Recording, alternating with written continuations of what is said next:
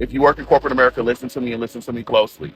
I once had a friend, and the reason why I was friends with this person is because we were the only two black people on the team. And like, just naturally, I was like, oh, me and you, like, we got a thing.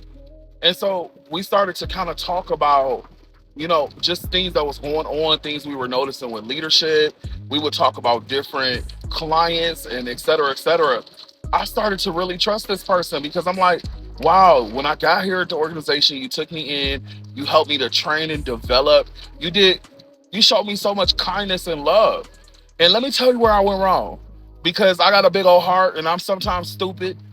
I started to overshare.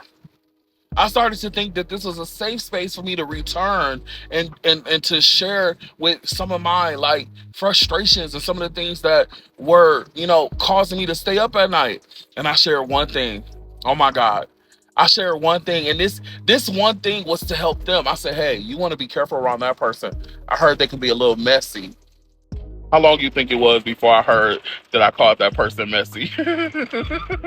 So then I get promoted and I started hanging out with the other leaders.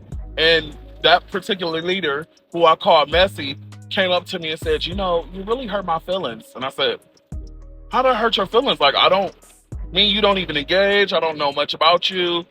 She said, well, when you called me Messi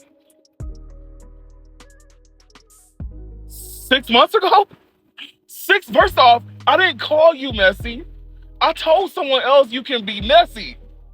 And it just blew me away because the same person who I thought I could trust was the person who was using that as leverage in order to say why, I shouldn't be elevated or I shouldn't be promoted or why they should have the opportunity and I shouldn't have the opportunity. Meanwhile, I was still friends with this person. I was still sharing stuff with this person.